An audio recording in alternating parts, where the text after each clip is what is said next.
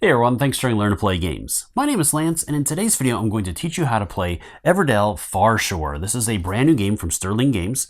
It is a 1 to 4 player game that takes roughly 45 minutes to an hour and a half to play, and is a competitive game where players are going to be competing throughout the game to gain points, and the player at the end of the game that has the most points will be the winner of the game. So in this video I'm going to teach you how to play, starting with components, setup, player turns, and endgame conditions and scoring. As always, if you find my videos helpful, if you like what I do, please consider hitting that like button and subscribing to my channel. It's one of the easiest ways you can support channels like mine so we continue to grow, be able to produce this content. If you want to get notified anytime I drop new videos, as I'm constantly dropping all kinds of different videos, including teaching videos, playthroughs, unboxings, crowdfunding videos, and more, hit that notification bell, and that'll let you know whenever I drop some new stuff. Now, I do want to point out with this one, for those of you that are returning from Everdell, this one is going to add some new features. It's going to have fewer resources, so you're going to have less resources to get.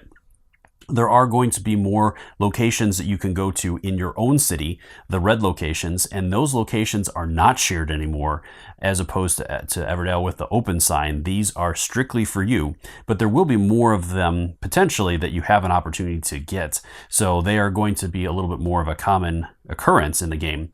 And there's also some other changes within the game as well. But again, I will be covering all of this in the video. So let's go ahead into the table and I'll teach you how to play. The first component I want to go over is the main deck of cards, and this deck is going to be comprised of 4 different types of cards. You're going to find common critters, unique critters, common construction, and unique construction cards.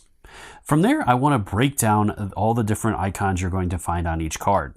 So first off, at the top of each card is going to be an image of either that critter or construction. And then in the middle of the card, you're going to have, first off on the end is going to be the requirements or resources you must spend to bring that card into your city. With critters, they're going to need mushrooms.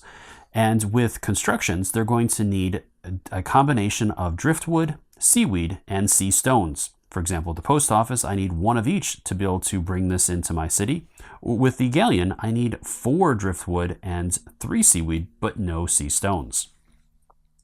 Next to that is going to be the icon of the type of card, and there are going to be 5 different types of cards, which I'll go over a little bit more later, as that is going to have an impact on when cards are going to be activated and some of the other aspects to the game. Next, you're going to have the name of the card, whether it is, again, a critter or a construction. And underneath that, again, is going to list if it is common or unique, and a critter or construction. In the seashell, you're going to have a number of points that this card is worth at the end of the game. So for example, with the sea chip, it is worth 1 point at the end of the game. Underneath that, you'll have a number of pearls, and that is the number of times this card is featured in that deck. So there are 3 copies of the sea chip in the main deck of cards. Underneath that is going to be the ability or different effect that that card has when it is brought into play or when it is triggered. Again, I'll go over that a little bit more later, as that is connected to the icon on the card. Some cards are also going to have some flavored text at the bottom. And some of the cards are also going to have a spot for you to place your own worker in there to activate the ability on the card. So now that I've covered all the information on the cards, I want to dig a little bit deeper into the 5 different icons or types of cards you're going to find. So the first one I want to cover is the green leaf, which is production. With these, when you play these cards into your city, you're going to carry out the ability on the card immediately, and then these cards are going to reactivate during the prepare for spring and autumn parts of the game. And I'll go a little bit more into detail about that later. Next, you're going to have the governance cards, and these cards are going to give you an ability that when you meet the requirements of it, you will get whatever benefits or effects that that card has. But this will not be triggered when you play the card into your city. For example, with the herbalist here, I'm going to gain 1 mushroom after you play a construction card. So anytime I play one of the construction cards into my city, I'm also going to gain a mushroom from the herbalist. Next, I have the Traveler, and with these cards, they simply have an effect that's going to be carried out when you play them into your city, and then at that point, they won't have any other effects after that. So for example, with the Pirate, I'm going to gain 3 treasure tokens when I play them in my city. Next, you're going to have the destination cards, and these cards are going to have a spot for you to place one of your workers in to carry out the effects of that card. This will not trigger when you play the card into your city. And the final one are the prosperity cards, and these are the purple flower cards. With these cards, they're going to give you some sort of condition that's going to give you additional points at the end of the game during the scoring step. So during scoring, you're going to reference each one of these cards, and you'll get potentially bonus points if you meet the different requirements. For example, with the galleon, I'm going to receive an extra point for each treasure I currently have. From there, I want to go over the different resources you're going to have access to throughout the game. The first group of 4 are your building resources, and these are the resources you'll gather to build construction and to bring critters into your city. The first one is the mushroom, which again is going to be used to bring critters into your city. And then the other 3, seaweed, driftwood, and sea stones, are going to be used for your different constructions. There are 3 other resources that you are going to have throughout the game, or potentially collect throughout the game. The first one is the anchor, and each player is going to start the game with 3 of these, and throughout the game they'll be able to spend these at certain points, and I'll go into more detail about that a little bit later. Next, you're going to have seashells, and there will be different ways of collecting these, mainly on cards and that will grant you seashells, and these are simply going to be worth 1 extra point at the end of the game, and you'll total up all those during the scoring step. The final one is a treasure token, and you'll gain these in various ways, including when moving your ship to different points on the board, as you're going to see in a little bit. And these have 2 different purposes. At the end of the game, for each treasure token you have, it's going to be worth 2 shells. During the game, you can also choose to spend these as a wild, which will count for any one of the 4 different resources, which again are the driftwood, seaweed, mushrooms, and the sea stones. These will not count as anything else. There are 6 different types of map tokens included in the game, and each type is going to have 4 different tokens in its stack. Now, to create these stacks, it's going to be based on the number of players. If you're playing with 2 players, you're simply going to make a stack of a 2 and a 1 of each type. If you're playing with 3 players, you're going to make a stack of 2, 1, and 0, and with 4 players, you're going to have all 4 tokens in there. The number 2 will be on top, followed by all the 1s, and then the 0 will be on the bottom. Each of these tokens is going to provide players with a different condition that if they meet that within their city, they can go to the dunes and claim the top token of that stack. Now, each player can only have 1 token of each of the different types of map tokens. So if a player claims this token, that same player cannot go and claim the next token underneath it. They can only have 1 token of each type. And these tokens at the end of the game are going to be worth a number of points multiplied by the number of map tokens that you have. So the more map tokens you have, the more potential points you can gain. From there, the next thing I want to do is cover setup. So the first thing you're going to do is place the main game board out in the middle of the table. And if you want to, you can use the lighthouse by placing it up top above the board. From this example, I'm not going to use it, as I don't really find the lighthouse very helpful in this. The tree in the original game was very useful, but in this one, it's really only used as a divider for your deck of cards. So again, if you want to use it, that is up to you. So from there, then you're going to place out all the different resources that are used for this game. And I went ahead and 3D printed some little storage containers for these. And if you're interested in those, let me know, and I will see about offering those for sale. So then we have the 4 different resources we're going to be using. I also have the treasure tokens and the seashells. And for this game, I'm going to be setting up for a 2-player game. So the next thing I'm going to do is grab my little map tiles. And again, you're going to sort these as I just covered. So in my game, I'm going to use the 2-point and 1-point tokens, with the 2-point tokens stacked on top of the 1-point tokens. From there, I'm going to place each one of these out above the board on this little spot here. Go ahead and grab the stack of island tiles, shuffle those up, and then you're going to place out a number of those based on the number of players on the different islands. So again, I'm playing with 2 players, so I'm going to place out 1, and you'll flip these over and reveal them as well, and 2, so I'll just have those 2 down there. The rest of them you can return to the box, as you won't be using them for this game. The next component I want to go over are the Windrose tokens, and these tokens are going to be broken into 2 groups, your Group A tokens and Group B tokens. And throughout the game, during setup, you're going to see that you're going to make stacks of each one of these groups and reveal the top token. At that point, each of the top tokens is going to grant a condition that if the player meets when they build cards in their city, that they get to move the ship forward 1 space per token that they meet those requirements of. Now that you've separated the Windrose tokens into the 2 different stacks, go ahead and place those above the board on that side and flip over the top token for both A and B. So in my game, the Traveler and the Critters are going to get points or move our ships forward on that, and I'll explain that more in a little bit. Next, go ahead and grab the main deck of cards and shuffle that deck up, and then you're going to deal out 8 cards into the bay. Now, if any of these cards are duplicate cards, simply stack them on top of their duplicates and continue dealing out so that you have 8 different cards in the bay at all times. So I have the Governor, Abbey, Castaway, Port, the Inn, Cooper, Warehouse, and a port. So then again, that'll be stacked on top of the other port, and I'll have another card placed out. And then with this deck, again, if you're using the Lighthouse, go ahead and place it to one side. If you're not, I'm just going to place it next to the board. One important note with that is that you will be placing the discard pile to the right of that, or I can put it over here to signify that. You're also always going to have the discard pile face down as well. So again, you could either move it to the other side, or what I find helpful is to simply reverse the cards, so have them this way, for example, as a discard. From there, then choose a player to be the first player. So in my game, I'm going to have the player on this side be the first player. So that player is going to draw 5 cards. And then the next player is going to draw 6, and so on, with each player drawing 1 additional card. So if you're playing with a 4-player game, you'll have the first player with 5, second player with 6, third player with 7, and the 4th player with 8 cards. With these cards, you're going to keep them hidden from the other players. This deck is your own, and the other players are not able to see it.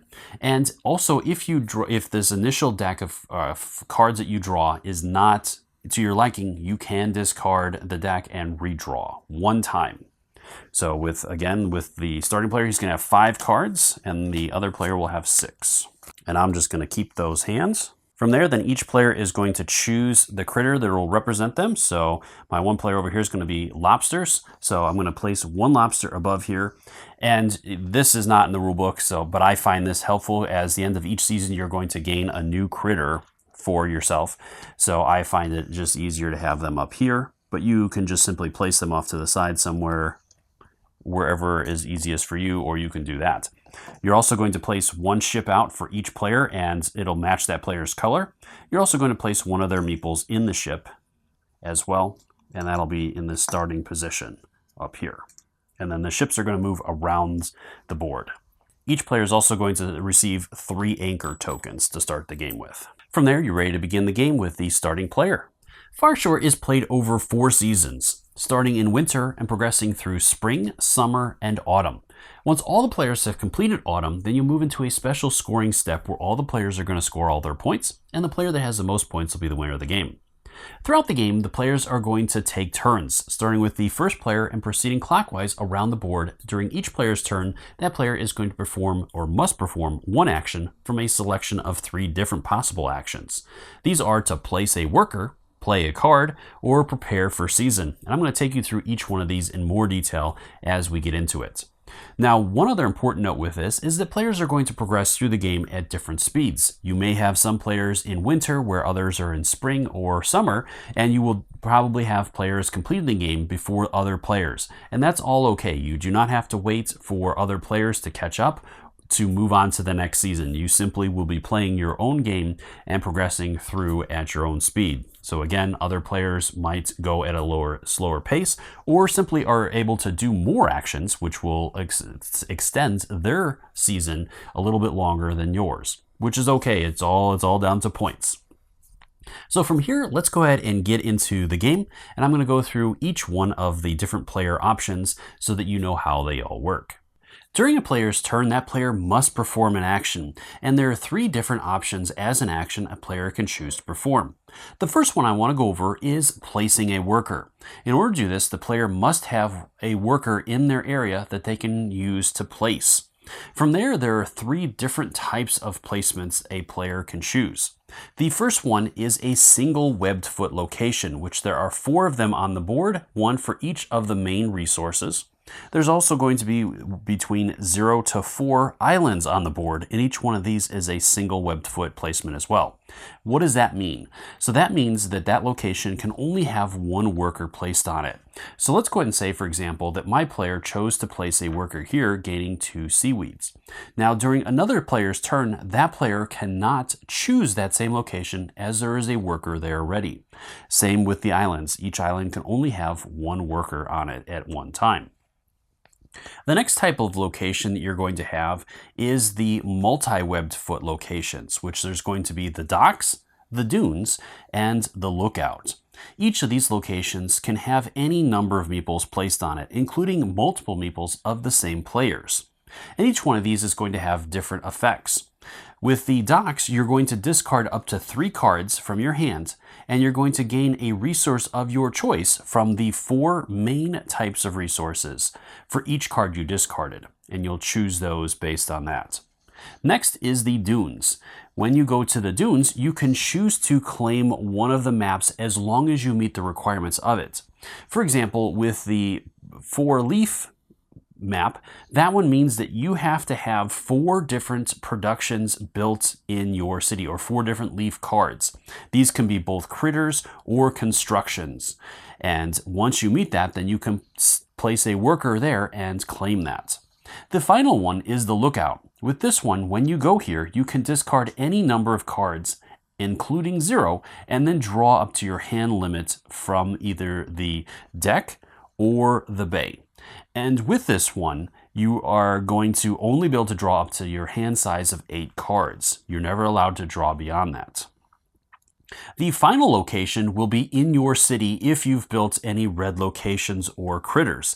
Each one of them provides a location that a player can place one of their workers in. And you can only go into your city. You will not be able to venture into other players' cities for these.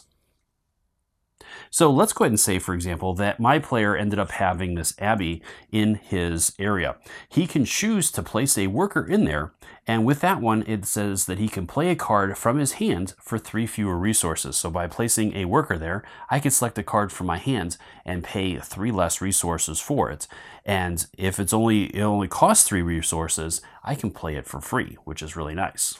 The next option a player has is to play a card. Now you can either play a card from your hand or from the bay, as the bay is a cumulative pool for all the players, as long as you have the resources to spend to do so. So let's look at an example of this one. Let's go ahead and say that my player really wants to build this abbey. And during that player's previous turn, that player had gone to this island here, which would have gotten that player 2 driftwood and a sea stone.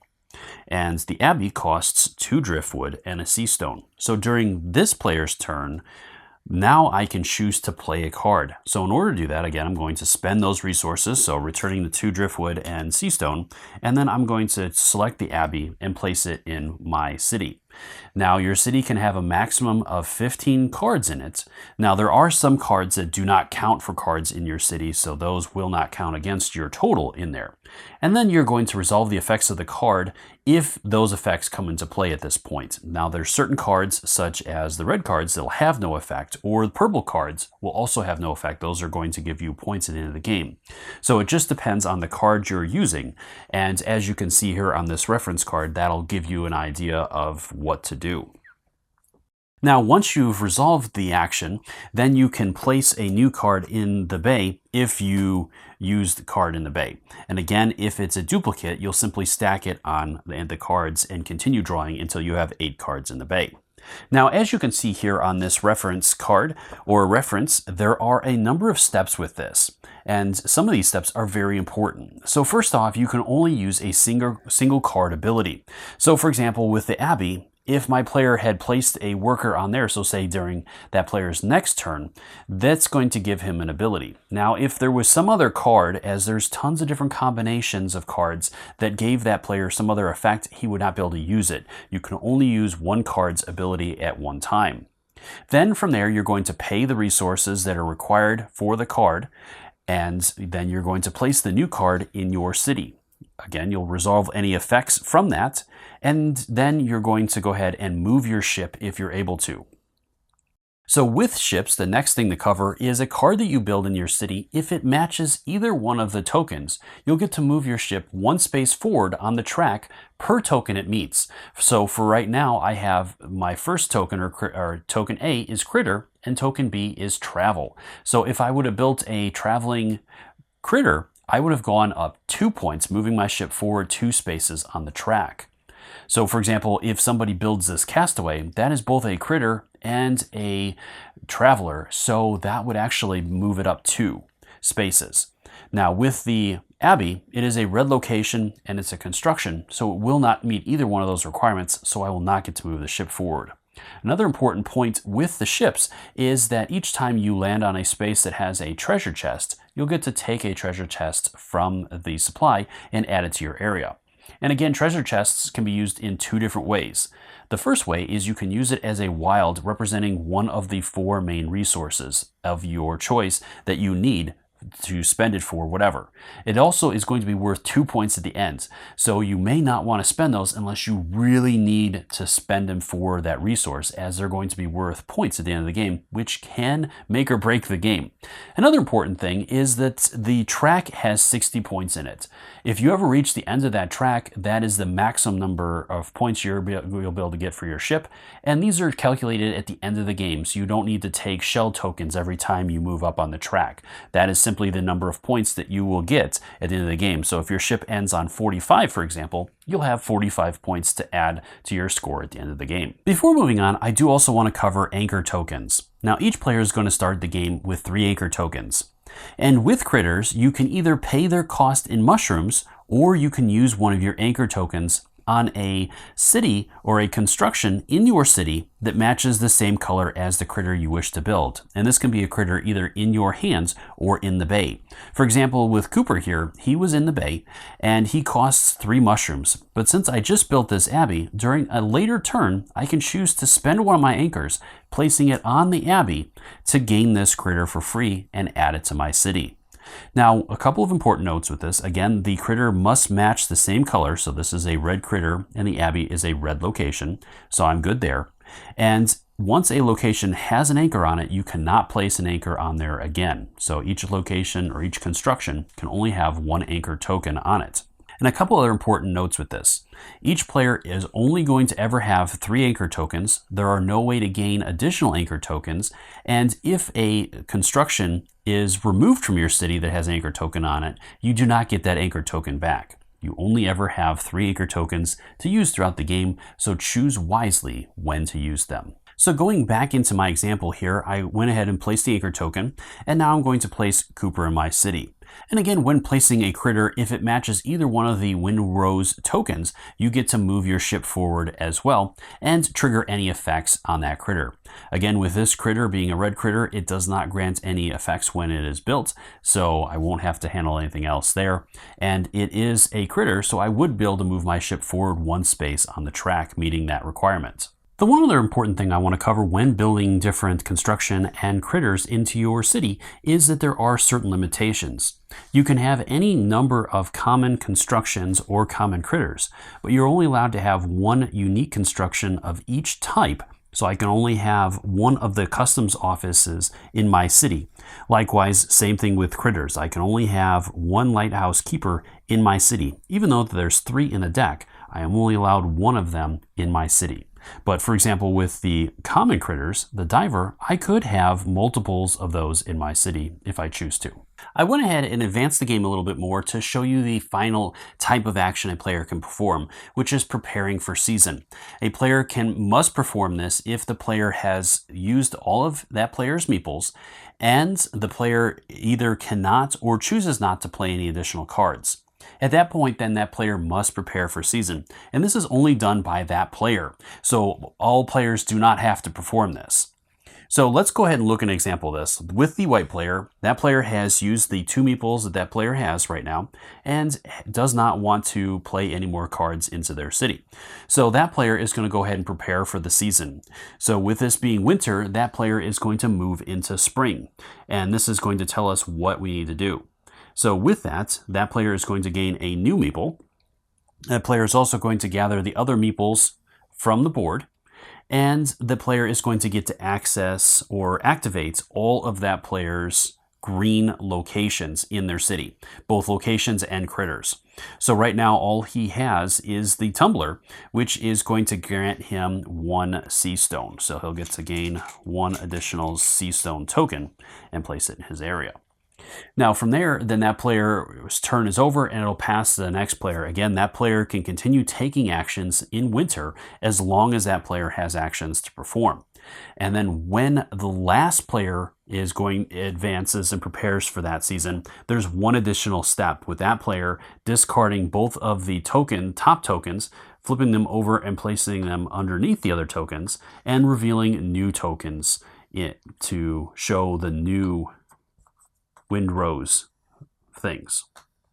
So I'll go ahead and advance a little bit more and show you what that looks like. Okay, so it's back over to this player's turn, and at this point the player does not have any cards in her hand and she doesn't have any other resources to spend. She could spend some of those, but she feels it's better to hold on to those for right now. So she's going to go ahead and prepare for season as her option. So again, she's going to gain all of her meeples back. She's going to activate all production locations in her city, both critters and constructions again. So she has the merchant, which she can pay 1 to gain 2. So she's going to pay the 1 seaweed, and she's going to choose to gain a seaweed and a sea stone. And then this one allows her to gain a resource of her choice as well. So she's going to go ahead and gain a driftwood for that one.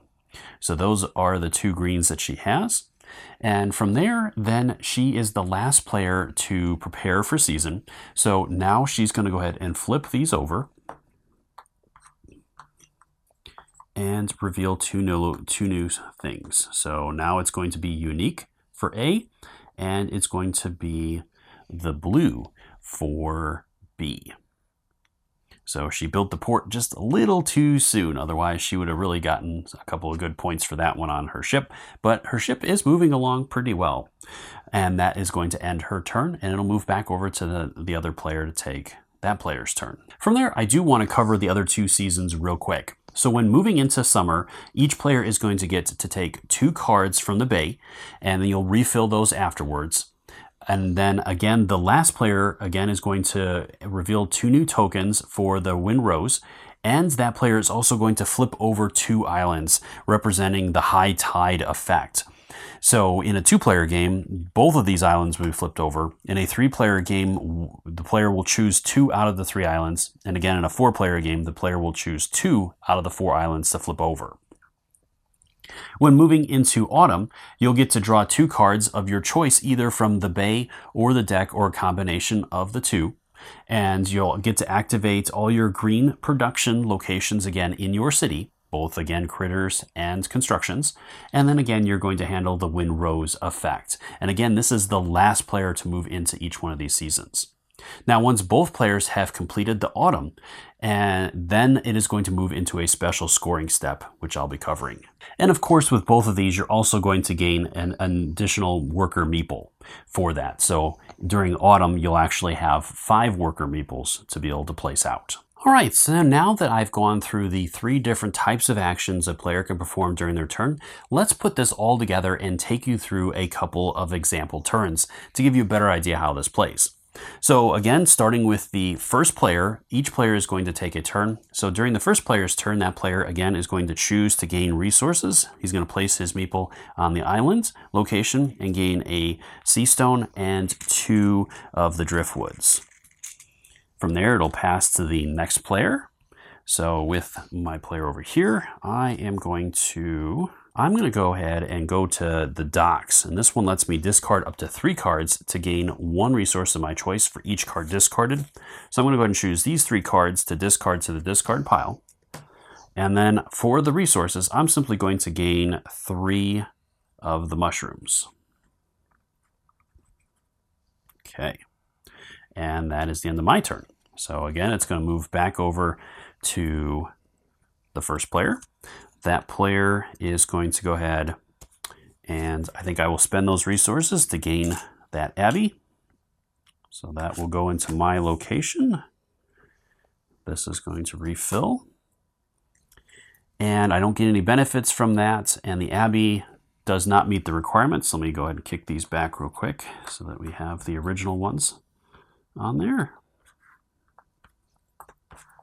So it is not a critter and it is not a traveling location.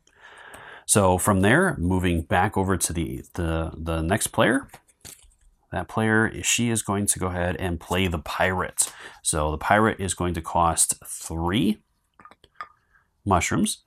And when the pirate is played, it does meet the requirements. It is a critter and it is a traveler. So she is going to get to move forward 2 spaces and she's going to gain a treasure for that. You're also going to, with the traveling critters, they're going to resolve their ability when you play them. So that one is going to get me 3 more treasure. That pirate has a lot of treasure to offer. And that is her turn. So moving back over to the first player, that player is going to place an anchor to build Cooper. So Cooper is a new critter, and so that meets the critter requirement. So I'm going to move my ship forward 1 space. And again, with the red critter, it is not going to have any other effect. And then I will fill that spot. Moving back over to my first player, or second player, I have 2 more critters in here. So what do I want to do with that? I'm going to go there and gain 2.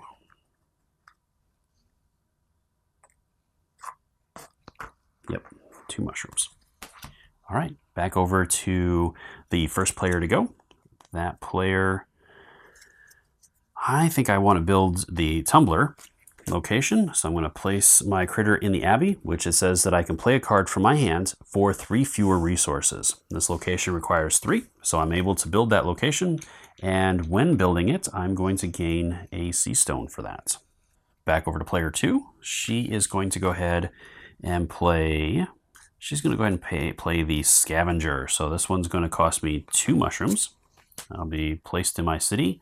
It's going to let me gain a resource of my choice. So I'll go ahead and gain a mushroom.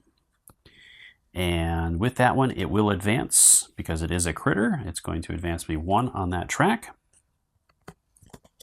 And that is her turn. Back over to player 1. With player 1, I don't have anything else I want to do at this point. So I'm going to go ahead and prepare for season. So I will gain my critter. I'll get to bring those 2 back over. And I get to activate my production locations. So I will get another sea stone. And that will finish off my turn. So moving back over to player 2. Player 2, I'm going to go ahead and use 2 of these to meet the requirements of this. That'll count as 2 mushrooms. I'm going to go ahead and place the merchant in there and lets me pay 1 to gain 2 resources of my choice. So I'm going to go ahead and pay that. And I think I want to start working towards the port. So I'm going to go ahead and gain the 2 sea stones that I need for that. Okay. All right. And then I also, it is a critter, so I get to move forward 1 on the track, which is going to get me another treasure. And I've handled all that, and that is the end of her turn. So moving back over to the first player. And again, this is going to continue going until both of the players have completed the autumn and move into the scoring step. So the final thing to cover is scoring. Before getting into scoring, there is one important thing that I want to cover real quick, which is the end of the game. So when you have reached the end of autumn and you cannot perform or choose not to perform any more actions, then you have finished the game and must pass. If a player has passed, they cannot get any more cards or resources, and there is no way of getting back into the game once you have passed. At this point, you're going to total up all of your points, counting all of your different cards and tokens and your ship's position. And then the players are going to compare their results. So moving into scoring, the first thing you're going to do is go along your city and count up all of your cards' values.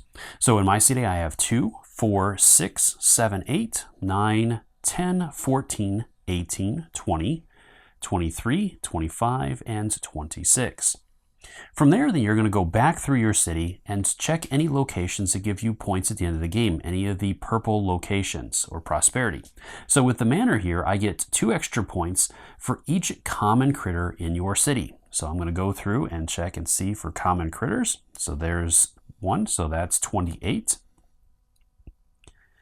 30, and 32. Next, I have the sculptor. So this one's going to get me 2 extra points for each unique construction in your city. So again, I'll go through for unique constructions. So 34, 36, 38, 40, 42, and 44. And those are the only 2 prosperity cards in the city, so that is all that I have there. So then I'll move over to the tokens. So with 44, I have 46, 48, and 50, and then 5 more for 60, 61, 2, 3, and 4. So 64 points there. From there, then, with your map tiles, you're going to count up the number of points and then multiply that by the number of map tiles. So I have 2, 4, 5, and 6 times 4 map tiles is 24. So the 64 plus the 24 is 88. And then as you can see here, my ship landed on the 51 points. So I'm going to end the game with 139 points. So from there, then, once all the players have totaled up all their points, you're going to compare your points with other players, and whoever has the most is going to be the winner of the game. Now, if there happens to be a tie, the player that moved their ship furthest along the track is going to be the winner. If there's still a tie, then there's a number of other tiebreakers. The first one is the number of map tiles, then the number of treasures, and last, any leftover resources. If there's still a tie after all of that, you've done an amazing job, and you guys are going to share the victory. Well, I hope you found the video helpful in learning how to play Everdell Farshore. As always, if you have any questions or comments, please post those in the comment section below and I'll do my best to answer them. Also, thank you so much for taking the time to watch the video and leave me feedback on it. I do really appreciate it and take into account everything you say to make the best possible videos. If you did also find the video helpful, please consider sharing it and hitting that like button, as it does really help with the algorithm and getting the video out there to others that might find the video helpful as well. And until next time, I'll see you later.